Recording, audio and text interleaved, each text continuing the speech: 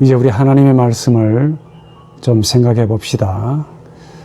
본 말씀은 디모데후서 5장 5절에서 8절, 바울이 생각했던 이 믿음의 선한 싸움을 싸우라 하는 이 주제인데, 이 본문은 바울 자신에게 다가오는 이 죽음, 소위 그 생명의 마지막 종결을 앞두고 자신이 그렇게 사랑했던 제자였던 디모데, 젊은 목회자인 디모데에게 권면한 말씀이죠. 나의 인생은 하나님께 바쳐질 제물로 다 부어지고 이제 이 세상을 떠날 때가 되었다. 그러면서 나는 선한 싸움을 싸우고 믿음을 지켰으니 이제 후로는 의로운 재판장께서 의의 면류관을 주실 것이다. 참 깊이 묵상하면 할수록 이 바울의 이 인생 여정을 곰곰이 생각해 봅니다. 참 험난한 인생이었다. 그런데 이런 험한 인생의 과정을 다 마치신 분이 이런 말씀을 하신다 그 말이죠. 임박한 자신의 죽음을 감지했습니다. 보통 사람이 죽음을 감지하고 느끼게 되면은, 특히 영성이 풍부한 사람이 느끼게 되면은 대부분 다 그렇듯이 지나간 자신의 모든 일생이 주마등처럼 스쳐 지나갑니다.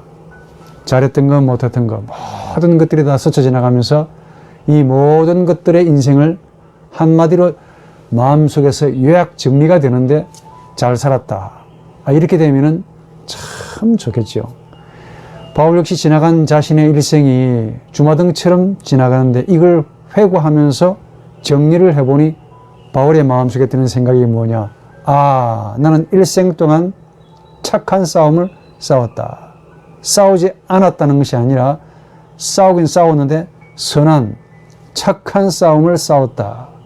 이런 생각이 들었으니까 이번 일생을 남은 혹은 지나간 일생이 절대로 잘못 살았다, 잘못되었다라고 말할 수 없는 사람이지요.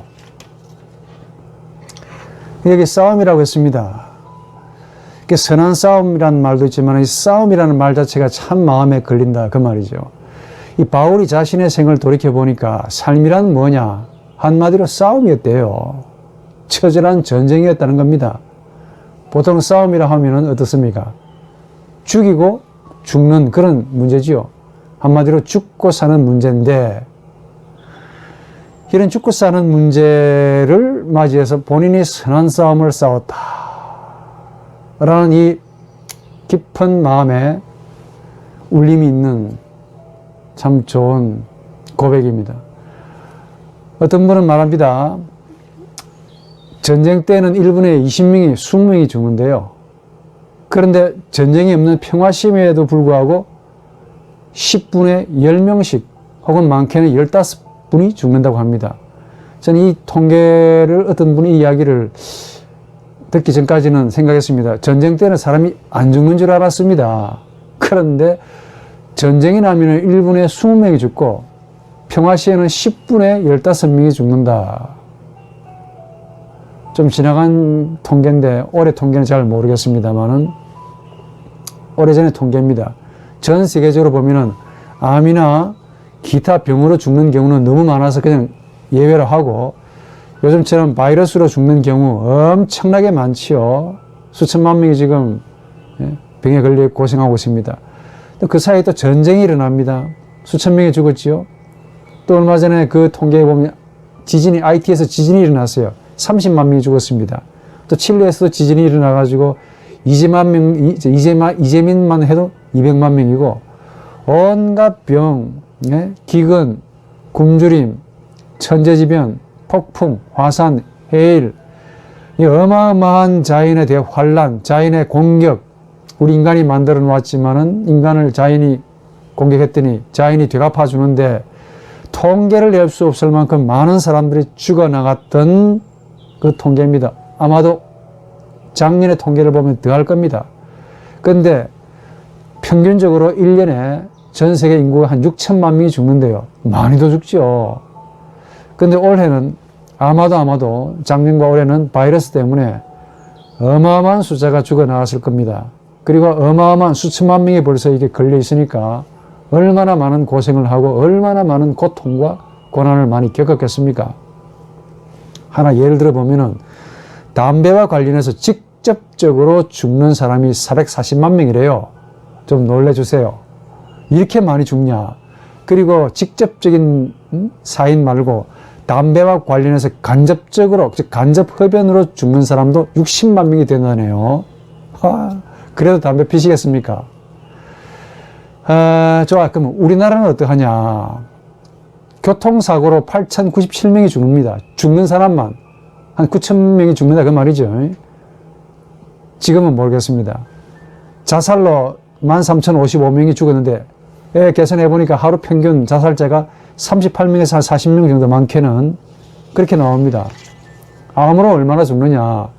63,489명이 죽었대요. 죽은 숫자만 말합니다.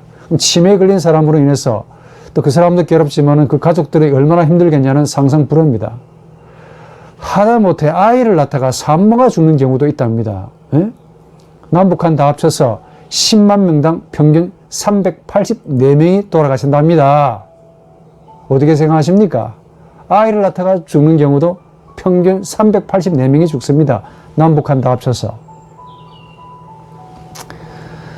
자, 이런 통계를 가만히 생각해 보니 참 탄식이 절로 나옵니다.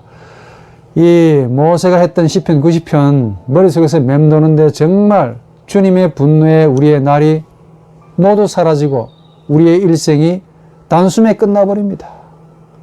우리의 연수가 70이고 깡그라면 뭐합니까? 80 정도 사시는데 그 연수의 자랑은 수고와 슬픔뿐이고 신속히 마치 화살이 활시위를 떠나서 관역을 향해서 나아가듯이 죽음을 향해서 신속하게 나아간다고 하는 이 탄식, 비탄, 인간의 일생에 대한 그 좌절, 절망, 물거품처럼 가는 이 험한 세월을 노래했습니다. 마음에 깊이 공감합니다.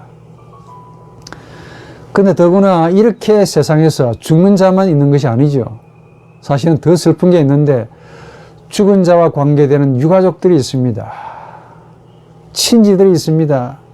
친구들이 마음에 깊은 상처를 받습니다.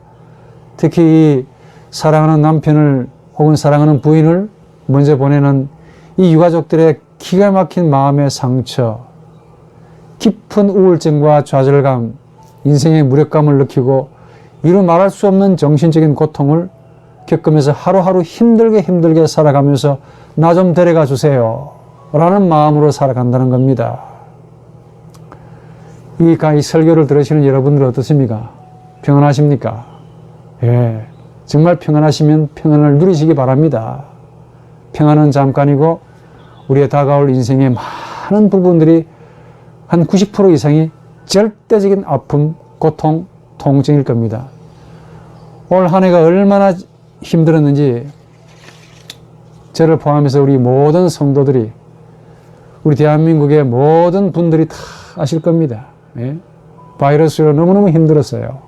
지금도 마치 감옥 생활 비슷하게 하고 있지 않습니까? 취업은 취업대로 안 되죠. 우리 젊은 분들이 취업하기 얼마나 힘든지 하늘에서 별을 따는 것보다 더 힘들대요.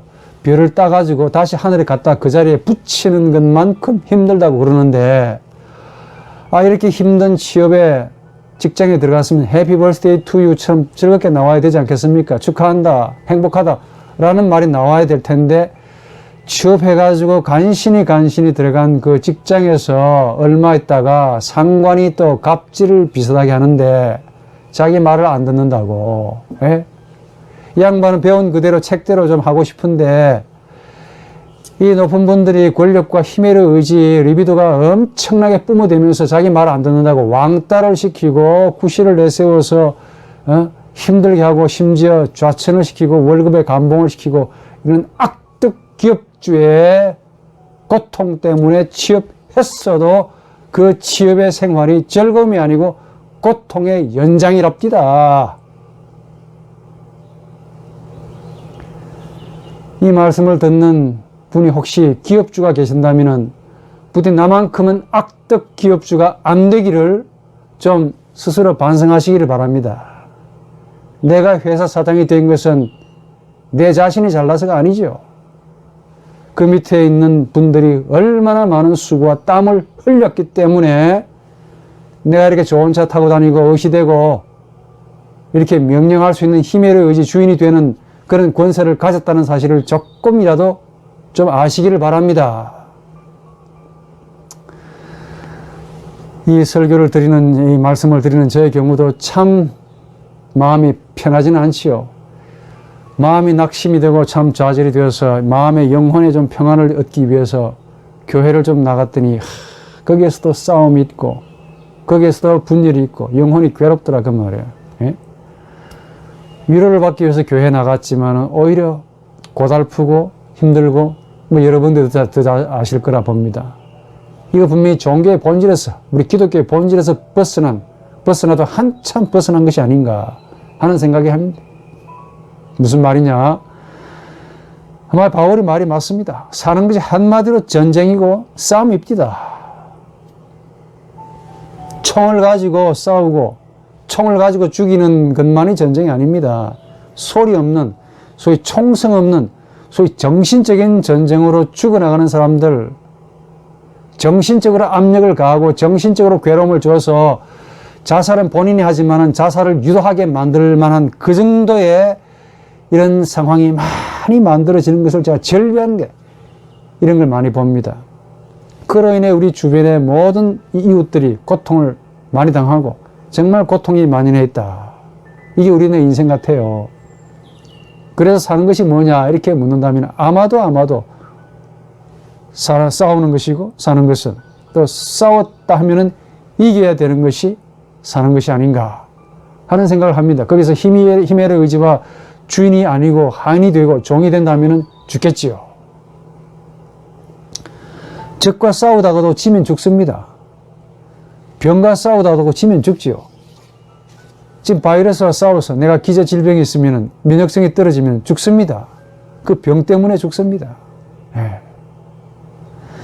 자신과 싸우다가 지면은 심지어 자신을 죽이기도 합니다. 우리는 이걸 자살이라고 부릅니다. 얼마나 힘들었으면 자기 자신을, 힘든 자신을 스스로 죽여야 할 만큼 힘들까.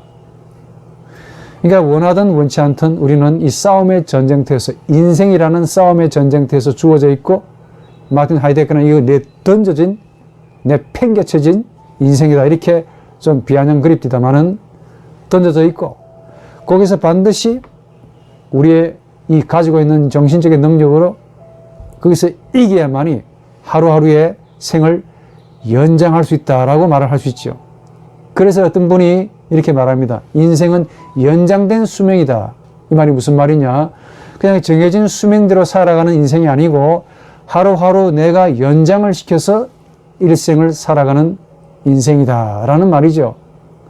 말 듣고 보니 참 일리가 있습니다. 하루하루 연장된 삶이야. 자동적으로 주어지는 그런 수명이 아닙니다. 내 힘으로, 내 의지로 연장을 시켜서 하루하루를 살아가야 할 만큼 긴박한 투쟁의 연속이다. 그런데 이렇게 연장된 삶 하루하루를 전쟁으로 살아남는다고 해도 그러면 또 문제는 또 다르겠습니다. 영원히 사느냐? 이렇게 질문하면은 아니죠. 이렇게 연장된 삶으로 계속 살아가다 보면 좀 오래 살아야 될 텐데 시간이 지나면 늙음, 쇠약함, 사망이라는 이걸 이길 장사는 아무도 없다는 겁니다. 언젠가 우리 모두는 전부 다 사망 앞에서 떠나야 할, 사망 앞에서 다 죽어야 할 그런 운명 앞에 서 있다는 것이죠.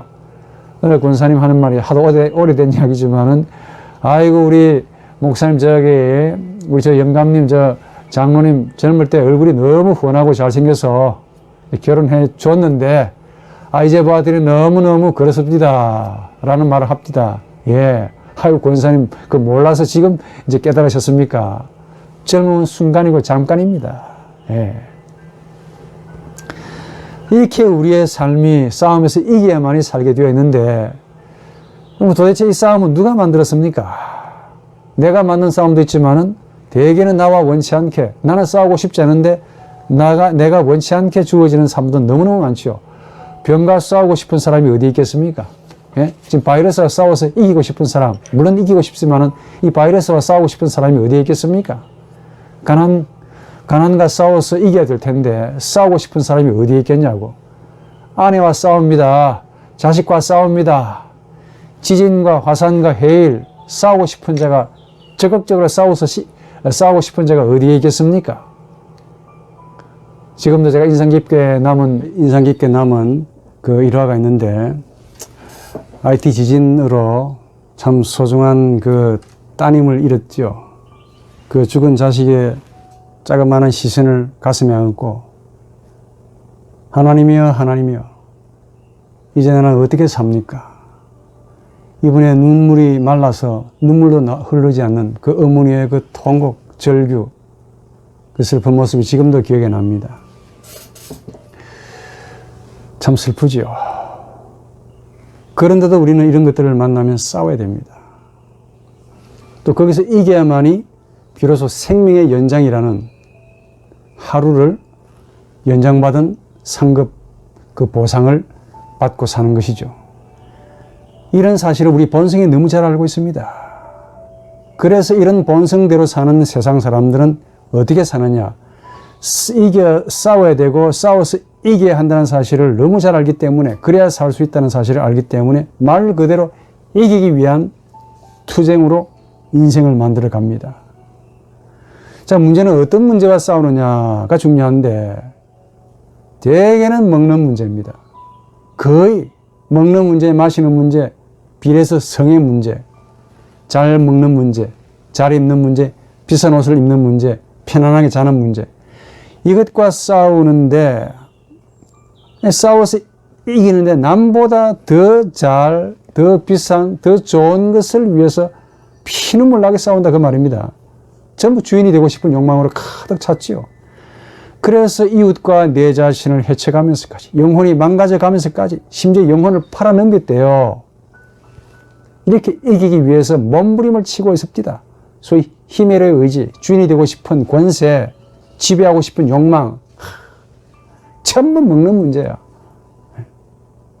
마시는 문제. 중요하지 않은 건 아닙니다. 먹는 문제 이야기하니, 먹고 마시는 문제 이야기하니까 옛날에 들었던 인화가 생각이 나는데, 웃으라고 하는 말입니다. 잘 아시는 예화일지 모릅니다. 어느 선비가 지금 서울의 한양에 이 과거를 보러 갑니다. 날이 어두워졌습니다. 그 당시 호랑이도 있었어요. 더 이상 갈 수 없고, 배에서는 밥 달라고 아우성입니다. 저 멀리 이제 죽었나 싶었더니 저 멀리 불빛이 반짝입니다. 아이고, 살았다. 쫓아갑니다. 선비가 하는 말, 문을 두드리면서 제가 여차해서 오늘 하루 좀 여기 신세지면 안 되겠습니까? 했더니, 아이고, 그러세요. 그리하여 선비가 이제 신세를 지고 잠을 좀 청하려고 그러는데 문을 두드립니다. 그 주인께서, 아이고, 선비는 주무십니까? 무슨 일이신데요? 오늘 갑작스럽게 우리 이 집의 어른께서 돌아가셨습니다. 저희들은 배운 게 없어서 참 묘비에 글을 못 쓰는데 우리 선비님께서 글을 잘 아시니까 묘비에 그 글을 좀 써주시면 안 되겠습니까? 청합니다. 아유, 그러지요. 신세도 졌으니까. 자, 물어봅니다, 선비가.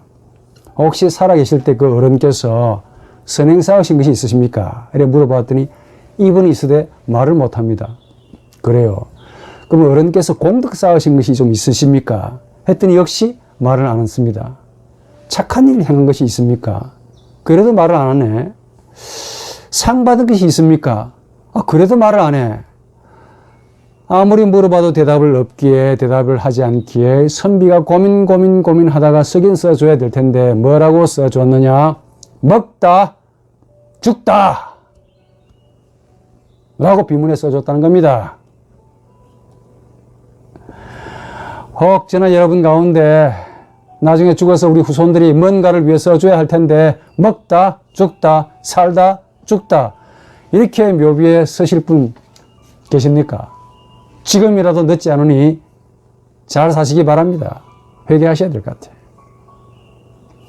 평생을 먹는 문제를 위해 싸우는데 그것도 이웃과 싸우고 친척과 싸우고 교인들과 싸우고 그리하여 죽을 때 별로 남길 말이 별로 없습니다. 써줄 말, 써주고 싶은데 조금이라도 뭔가 있으면 써주고 싶은데 써줄 말이 없다 그 말이야. 그래서 남에게 해를 끼치고 유익이 되는 일은 하나도 없고, 우리 전 한국의 인구가 4,820만 명 되나요? 그 가운데 한 사람으로 살다가 덧없이 그렇게 돌아가실 분, 제가 볼 때 상당히 많은 것 같습니다. 오로지 자기 유익을 위해 남과 싸우다가, 남을 이기기 위해서, 내 것을 누리기 위해서, 내 것을 지키는 정도가 아니고 남의 것을 빼앗기 위해서 이렇게 싸우다가 때가 되면 사망 앞에 서는 분들 많습니다. TV에 보니 어느 여자분이 취미가 뭐냐? 취미가 아닌 것 같아. 일종의 병 같은데, 이분은 명품 옷을 모으는 것이 취미래요. 집을 보니까 화면에 나왔던데 한 번도 입지 않은 백화점에서 새로 산 그 포장되지도 않은, 포장만 된 그 박스를 쌓아놓고 뜯어보지도 않고 그렇게 옷을 쌓아놓고 사는 분 있습니다. 어느 병원의 간호사는 잠과 싸우는데 이겨보려고 얼마나 힘들었겠습니까? 그래서 내시경에 최면에 맞는 내시경, 수면 내시경, 거기에 맞는 프로포폴을 상습적으로 맞다가 그냥 소리도 없이 한 방에 잠자듯이 죽은 사람도 있습니다. 인생의 싸움이라는 것은 좀 알겠는데, 이렇게 먹는 문제, 마시는 문제, 자는 문제, 소위 육체적인 이 형이하학적인 문제를 놓고 싸워서 기어코 이겨보려고 내 힘으로, 내 능력으로, 내 리비도로, 내 힘의 의지로 애를 쓰다가 수명당하는 분들이 더 많지요. 여러분들 더 잘할 겁니다. 이 과정에서 어떤 일이 벌어집니까? 나도 상하고, 나를 지켜보는 이웃들도 상하고, 또 나를 사랑했던 많은 가족들도 곧 다치고, 서로 피차 상처를 주고 떠나는 분들이 제법 있습니다. 예? 즉 우리의 리비도, 주인이 되고 싶은 욕망, 충동, 밥 먹는 이 먹는 문제, 이 문제를 이기기 위해서 이겨보려고, 예? 또 남들보다 더 잘하기 위해서 이겨보려고 상습적으로 총동원해서 발휘하다가 그냥 소비진되어 나중에 육체에 힘이 딸리면 죽습니다. 이런 싸움도 충분히 이해가 되지만은 싸움에는 이런 싸움만 있는 것이 아니라는 사실도 아셔야 됩니다. 우리 예수처럼, 바울처럼, 앞서간 주의 종들처럼 착한 싸움도 있습니다. 착한 싸움도 있어요. 예수를 믿는다고 하지만 저나 여러분들도 참 여기에 스스로 돌이켜보면 얼마나 우리들도 세상과 내 자신, 이 욕심에 얼마나 싸워서 이겨보려고 애를 썼는지 스스로 반성해 봅니다. 그런데 우리 자신의 욕심, 리비도, 힘의 의지, 주인이 되고 싶은 욕망, 이 권세로 욕구, 이것과 싸워서 이겨보려고 하면 쉽지 않을걸요. 내 힘으로, 내 의지로 이겨보려고 하면 쉽지 않을 겁니다. 왜냐? 성경은 놀랍게도 이 세상의 권세 잡은 자를 마귀라고 딱 못을 받고 있습니다. 갈라디아서 5장에 보니까 육체의 일은 성령을 거슬린다라고 17절에 말해주고 있어요. 육체가 성령을 거슬린다라는 말인데, 육체 일이 얼마나 대단하길래 성령의 일을 거슬린다라는 그 말입니다. 성령과 육체가 지금 하나 그 동급을 이룬다는 그 말이죠. 어마어마한 이 본성, 나투라, 자인이 있다는 그 말이죠. 실제로 맞습니다. 이 심리학적으로 보니까 우리의 기본적인 본성 가운데 가장 센 놈들이 있는데 그게 먹는 욕구입니다. 그 다음에 이것과 비교해서 성욕이 있어요. 이 욕구를 이겨본 사람이 있습니까? 이 욕구와 한번 싸워서 한번 이겨보겠다. 이겨보려고 애를 쓰면 쓸수록 나중에 탐식에 빠집니다. 탐식. 먹는 욕심에 빠져버린다 하니까 헤어나오지 못합니다. 다이어트 한답시고 하다가 살이 더 쪄버려요. 혹 남자와 여자와의 이 자연적인 짝짓기 본성, 이 성욕, 이것과 한번 싸워서 이겨보겠다. 결심을 하고 한번 도전해 보실랍니까? 예. 나중에 육욕에, 정욕에 빠져서 인생 망치는 경우 많습니다. 물론 지나간 뉴스지만은 나이 70이 넘었어요. 살 만큼 지금 한 80 됐겠네. 사실 만큼 사셨는데 어부입니다. 생선만 드셔서 고기, 몸이 참 좋으신가 본데 이 정욕을 이기지 못해서 젊은 사람을 4사람이나 주고 지금 어디에 가 있느냐. 국가가 법으로 억지로 저 사람을 도사로 만들기 위해서 감옥에 보냈습니다. 제 생각인데 저런 사람은 연세가 들어도 나이를 먹어도 변하지 못합니다. 예? 혼자 힘으로, 법으로 우리 속의 본성을 이긴다? 들어본 적이 없습니다. 모든 가족들이 이렇게 나이를 먹으면 모든 기능이 퇴화합니다. 자연스럽게 받아들여야 되는데 이걸 뭔가 인위적으로 뭔가 더 활성화시켜 보려고 애를 쓰다가 너무 건강했는데 오히려 그 건강이 죄를 짓게 하더라고 말이죠. 못 이깁니다. 만약에 우리 본성과 싸워서 이걸 이긴다 하면 이걸 초자연이라고 부릅니다. 왜? 본성은 나투라, 자연이지요. 이 자연을 거슬리고 이기는 것은 초자연이 아니면 못 이깁니다. 초자연. 이 초자연에 해당되는 게 능력입니다. 하나님의 능력. 성령이고. 이런 능력에 의존하지 않고 내 힘으로 자연인 내가 자연적인 본성을 이긴다? 이치에 안 맞지요. 그래서 도교에서는 이 초자연, 이룰 수 없는 초자연에 이르려고 지금까지 애를 많이 쓰고 있는데 그러나 구름 타고 하늘에 날았다는 분은 아직 기사에 안 나옵니다. 성경에서 우리 예수께서는 물 위를 걸으셨다라는 기사는 나와 있는데 도교에서는 아직 없습니다. 불가능하다 그 말이죠. 무슨 말이냐. 이 육체의 이 본성이나 세상과 싸워서 리비도와 싸워서 이기려고 하기보다 싸움의 방식을 좀 다르게 하는 것이 훨씬 더 유익하다라는 바울의 말입니다. 갈라디아서 5장 16절에 보십시오. 내가 또 말하는데 너희는 성령을 따라 줄 좀 쳐놓으시지. 성령을 따라 행하여라. 그러면 결코 육체를 욕심을 이루지 않게 될 것이다. 예, 이게 답입니다. 이게 답이야. 아무리 생각해도 이딴 만큼 명답이 없습니다. 성령을 따라 행하지 않으면 우리 자신의 육체의 욕심을 이길 수가 없다는 거 아닙니까? 예? 30년 열심히 공덕을 쌓았습니다. 국가를 위해서 선행을 했다 하니까 얼마나 일을 많이 했고 뭐 이력을 보니까 너무너무 혀가 나올 정도로 그런데 1억도 아니고 5천만 원이 넘어갑니다. 응? 여자 한 번에 넘어가더라니까. 집이 없느냐? 집이 있어요. 아주 비싼 집도 있고.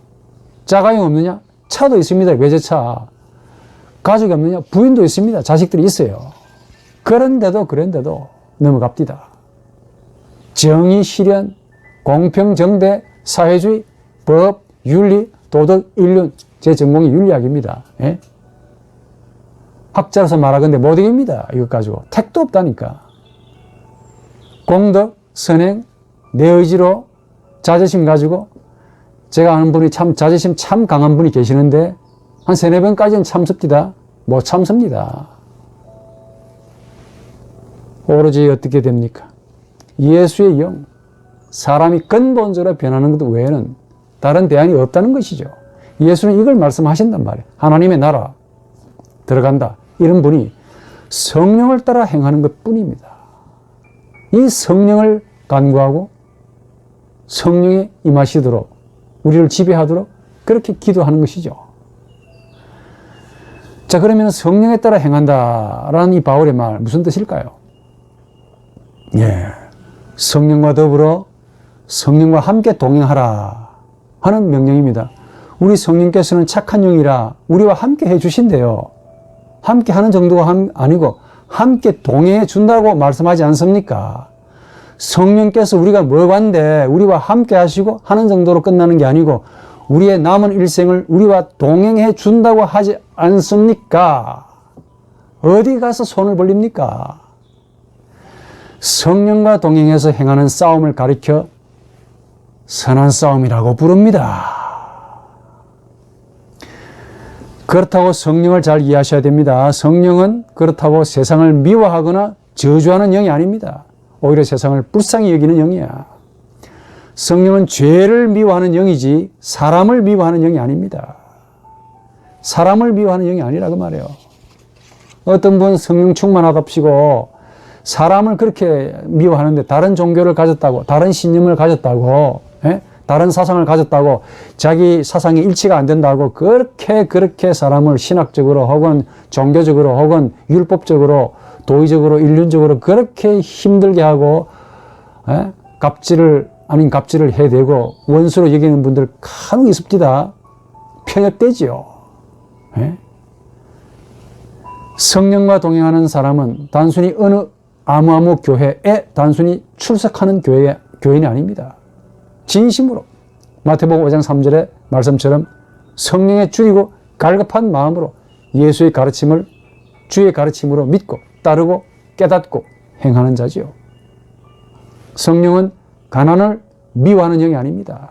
비록 가난하지만 현실은 낙심하지 않고 꿈을 잃지 아니하고 성령께서 꿈을 주시니까 이 모진 힘든 길고 괴로운 가난의 그 창사를, 가난의 통로를, 지하 통로를 잘 견디게 하는 능력이 된다 그 말입니다. 이런 영입니다. 성령은 이웃을 원수로 여겨서 그 이웃을 미워하게 하는 영이 아닙니다. 바리새적인 영이 아니라 그 말이야.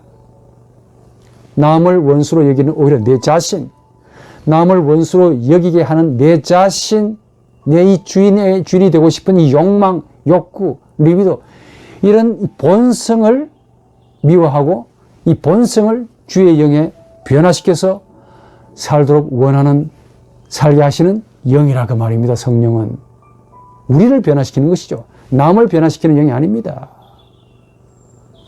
저 사람과 비교하지 말고 저 사람보다 더 잘되기 위해서 애쓰게 하지 않고 톡 까놓고 저 사람과 비교하는 내 자신을, 우리 자신을 미워하고 내 속에 있는 이 죄악을, 그리고 내 속에 있는 이 거룩한 영이 하나님의 형상이라 부르는 이 거룩한 이미지를 하나님의 형상과 일치시켜서, 하나님의 영이 일치시켜서 하나님이 원하시는 뜻을 수행하도록 인도하시는 영입니다. 내가 얼마나 가진 것이 소중하다는 것을 깨닫게 하는 거죠. 저 사람보다 많이 가지려고 애를 쓰면은 우리 본성이, 우리 마음을 하나님께 드려야 되는데 이 마음을 탐심으로, 욕심으로, 포르네이아로, 성욕으로, 리비도로 만들어서 집착하게 만듭니다. 그래서 사랑하는 것 같이 보이는데 음욕과 사랑을 구분하지 못해요. 에로스 아가페를 구분하지 못하고 로맨스와 불륜을 구분하지도 못해. 본인이 하면 로맨스고 남이 하면 불륜이라고 잡아먹을 듯이 공격하다 그 공격한 그분이 로맨스에 빠져서 나중에 가정도 다치고 본인도 다치고 이웃을 상하게 하고, 예. 자식을 사랑하는 것 같은데 집착하는 것과 사랑하는 것을 구분하지 못해. 그래서 사랑한다는 이름으로 자식에게 힘들게 하고 마음에 고통을 주고 상처를 주는 경우 많지요. 교회를 사랑하는 것 같이 보이는데 자기 고집과 하나님의 의를 분간을 하지 못합니다. 그래서 하나님의 이름으로 뭐 법을 들이대면서 성경 구절을 들이대면서 자기 의를 이루려고, 그래서 교회가 분열되고 아프고 교인들이 상처를 받고 떠나고 세상 사람들이 중재를 하고, 오죽하면은 믿지 않는 세상 사람들이 그만 싸우시라고, 부디 시끄럽다고, 잠 못 자겠다고.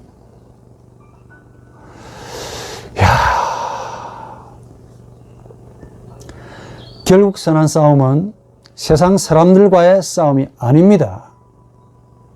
나 자신, 세상 속에 사는 내 자신과의 싸움이고, 이런 나 자신에게 역사하는 악한 영들과의 싸움입니다. 통상 제 경험상 교만한 사람, 싸움에 지면은 아주 비굴해집니다. 그렇게 교만하게 보이고 잘난 척하고 위선 뜨는데 사람이 지어보니까 너무너무 비굴해지다. 이게 본성이 불쌍할 정도로 비굴해져. 아주 평소에 거만으로 가득 차 목이 곧아서 거만한 사람 싸움에 지면 나약해집니다. 불쌍할 정도야. 나약해집니다. 늙어보십시오. 사람 아프게 하는 특기를 가진 잔인한 사람, 본인의 뜻을 이루지 못하고 좌절해버리면 아주 굴종적이 됩니다. 비겁해집니다. 예? 그렇게 잔인한 사람이 그렇게 비굴하네. 비겁해지고, 사람에게 잘 의지하려는 사람 눈치 보고 자기 신념을 굽히고 이렇게 인생 살아가는 사람, 그 싸움에서 지면은, 자기 뜻대로 이루어지지 않으면은 그 사람을 우상숭배합니다. 예. 인생 얼마나 오래 살겠다고 그렇게 사냐. 그만큼 인간이 약하다는 증거겠죠. 싸움의 대상이 육체적인 것에 있기 때문에 그래요. 싸움의 대상이 육체적인 것에 있는 사람은 이기면은 교만해지고 우쭐하지요. 그 싸움에 지면은 비굴해지는 것이 특징입니다. 싸움의 대상이 물질적인 돈, 권세, 욕망, 내 자신의 리비도를 충족시키는 어떤 것, 여기에 있는 사람은 이기면 얻으면 거만해집니다. 얻지 못하고 지게 되면 나약해지고 종살이하고 비굴해지는 것이 특징이야.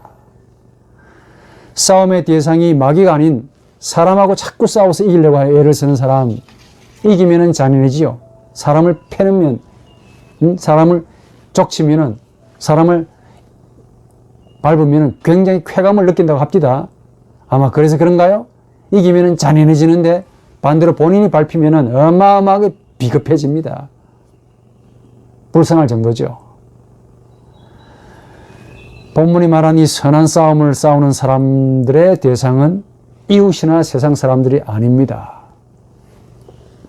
하나님의 뜻을 거역하고 하나님의 진리를 곡해시키는 소위 마귀와 또 마귀에게 유혹받아 충동당하는 이런 악한 나, 우리 자신, 우리 영혼, 우리 이 영혼의 리비도, 주인으로의 욕구, 이런 것들과 대항해서 싸워서 이기는 사람들이야. 즉 우리의 육체의 본성을 죄로 인도하는 우리 자신과 싸워야 한다 그 말입니다. 성경은 이걸 위해 피를 흘리도록 희생해보라 라고 주문합니다. 히브리서 12장 4절에 보니 너희가 죄와 싸우나 아직 피를 흘리기까지 대항하지 않았다 라고 권고합니다. 피를 흘리기까지 싸워보라 그 말이죠. 사람과 싸우는 것이 아니기 때문에 신앙으로, 믿음으로 싸우는 것입니다. 그리고 내가 가지고 있는 능력이나 내 힘으로, 내 의지로 싸우는 것이 아니기 때문에 성령과 동행해서 싸우는 겁니다. 그래서 이길 수가 있다는 거죠. 사람과 싸우는 것이 아니기 때문에 반대로 악한 영과, 이 악한 영이 수시때때로 나를 역사해서 나를 넘어뜨리게 하고 죄를 짓게 하고 악한 본성을 자꾸 활성화시키는 이런 악한 영과 싸우기 때문에 내 힘으로 안 되지요. 그래서 성령에 덧입어서 성령의 도움으로 반드시 싸워서 이겨야 한다는 겁니다. 반드시 이기도록 하나님은 자신의 영, 성령을 우리에게 아낌없이 허락해 주신다는 거 아닙니까? 이것보다 더 이상 더 많은 어떤 능력이 우리에게 필요합니까? 예수의 영이 우리와 함께하고 우리와 동행해 주신다고 하는데도 우리가 못하겠습니다. 죄악이죠. 2021년도 옵니다. 다 알다시피 상식적인 이야기, 우리의 일생은 일방통행이죠. 두 번 살지 못합니다. 이거 불교에서는 윤회가 있었다. 좋으신 불교로 가세요. 그러나 실제로 있는지는 잘 모르겠습니다. 똑같은 생이 반복된다. 윤회. 아이고, 그렇지 않을걸요. 따라서 인생은 준비돼서 가는 생이 아닙니다. 시행착오도 있어서는 안 돼. 무슨 말이냐? 지금까지 신앙으로 살아오셨다면 남은 생도 바꾸지 말고 그 신앙 따라 살아가셔야 된다 그 말이죠. 그리고 지금까지 산 것이 좀 문제가 있다, 잘못되었다라고 판단이 되면 내일, 한 달 후에 고치려고 하지 마시고 지금 여기서 고치세요. 그래야 우리가 살아갈 수 있는 겁니다. 싸워서 이길 수가 있는 것이죠. 이런 우리 자신과의 투쟁 속에 하나님이 긍휼히 여기셔서 자신의 영을 우리에게 허락해 주십니다. 오늘 이 강의를 혹은 이 설교를 들으시는 여러분들의 나이가 어느 정도 되시는가는 모르겠으나 그래도 과거에 비해서 살 만큼 사셨다라는 판단이 듭니다. 여러분 아실는지 모르겠으나 예수님 당시의 평균 수명이 얼마나 되시는가 아십니까? 당시 로마인들의 평균 수명이 28세입니다. 28살밖에 안 돼요. 고대 헬라인들의 평균 나이가 19세. 좀 놀래주세요. 이 고대인들의 평균 수명이 대략 30에서 오래 살면 40살밖에 못 살았습니다. 16세기 유럽에서는 평균 나이가 47세입니다. 진시황 50세 엄청나게 오래 살았어요. 조선 왕국의 조선시대의 왕들의 나이 영조 빼고 전부 다 평균 나이가 47세입니다. 지금 우리 평균 나이가 몇입니까? 80세입니다. 80세. 심지어 100세라고까지 말하네. 예. 그리고 지금 우리가 먹고 있는 아침 식탁에 올라오는 반찬을 보십시오. 진시황 절에 가랍니다. 얼마나 좋은 거 드시고 계십니까? 별로 소득도 별로 없는데 드신 건 잘 드시더라, 그 말이에요. 식당에 가보니까 차고 넘치는 게 음식입니다. 버리는 음식이 너무 많아요. 진시황 부럽지 않고 먹는 거 마시는 것이 과거에 비해서 얼마나 좋습니까? 어떤 무엇을 더 바라십니까? 예? 주님 의지하고 편안하게 사시면 잠도 잘 오실 것 같아. 뉴스에서 보는 듯이 하루에도 수천 명씩, 많게는 수만 명씩 죽어갑니다. 그리고 이 말씀을 듣는 저나 여러분들도 반드시 죽습니다. 삶 앞에 서야 돼. 죽음 앞에 서야 되고 만나야 됩니다. 피해갈 길은 없어요. 따라서 얼마나 오래 살 것인가를 집착하지 마시고 얼마나 예수처럼 살 것인가를 고민하면서 살아보시기를 바랍니다. 심각한 불면증에 걸린 어느 분이 이런 말을 했습니다. 목사님, 제 소원은 돈도 아닙니다. 거창한 건강도 아닙니다. 딱 이틀만 씩씩 코를 골며 깊은 잠을 자보는 것이 꿈입니다. 어떻게 생각하십니까?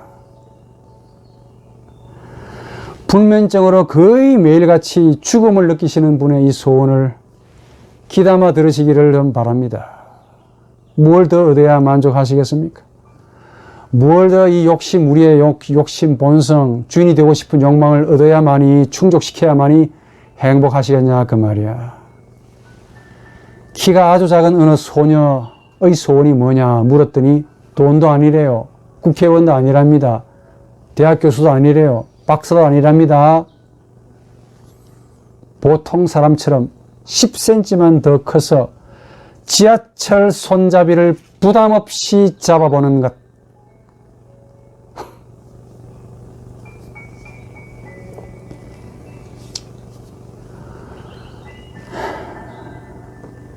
어느 가난한 할머니의 소원이 뭐냐?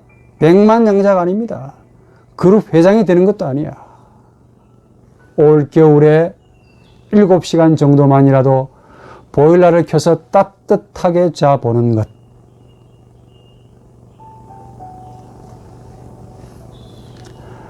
예수를 구주로 믿으십니까? 예수 이름 팔아서 뭘 거창하게 이루고 싶습니까? 악입니다.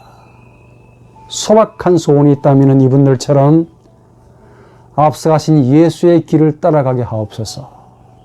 믿음의 선한 싸움을 싸워서 주님 앞에 서기에 후회함이 없는 삶이 되게 해 주옵소서.